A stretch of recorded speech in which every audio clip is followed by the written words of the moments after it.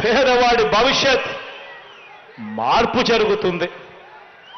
ప్రతి ఒక్కరూ కూడా గమనించమని చెప్పి కోరుతా ఉన్నాను.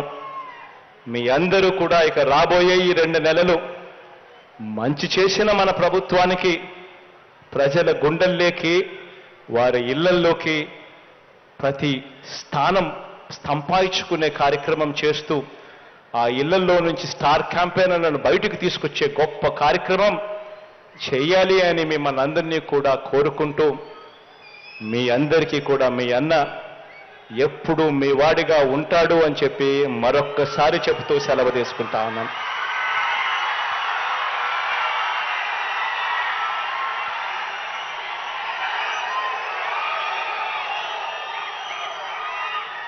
నా చెల్లెమ్మ సుచరిత కాసేపటి కిందట మాట్లాడుతూ తాను అనింది, అన్నా ఈ రాజధాని ప్రాంతంలో తాడికొండ మంగళగిరి ప్రాంతంలో దాదాపుగా 17,000 కుటుంబాలు, జాబ్లెస్ కుటుంబాలు ఇక్కడ రాజధాని రావడం వల్లనో ఇంకొకటో కారణం వల్లనో అదో ఇదో చెప్పి వాళ్లకు సంబంధించిన ఉపాధి కోల్పోయిన పరిస్థితిలో ఉన్నారు.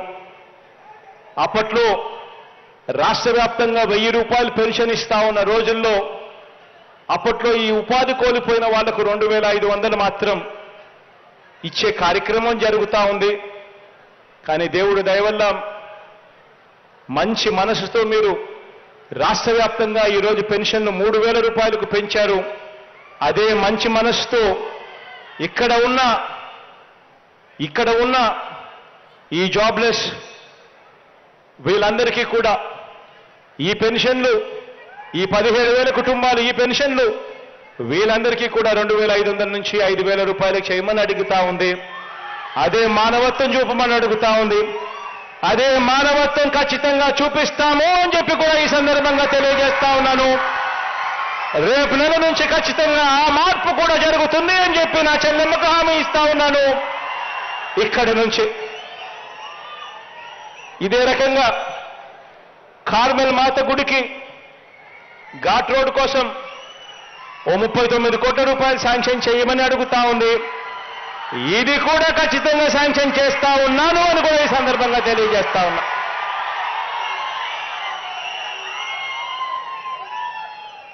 మంచి జరగాలని, పేదవాడికి నా వల్ల మీ వల్ల ఇంకా మంచి జరగాలని దేవుడిని మనసారా కూడా కోరుకుంటూ సెలవు తీసుకుంటా ఉన్నా. గౌరవ రాష్ట్ర ముఖ్యమంత్రి వర్యులు శ్రీ వైఎస్